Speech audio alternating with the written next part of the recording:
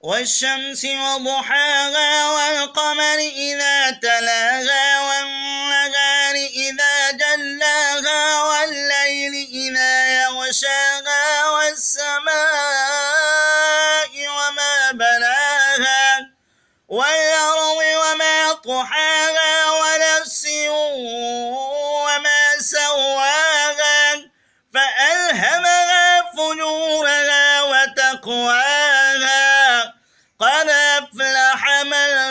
زكاها وقد خاب من دساها كذبت ثمود بطغواها إذ انبعث أشقاها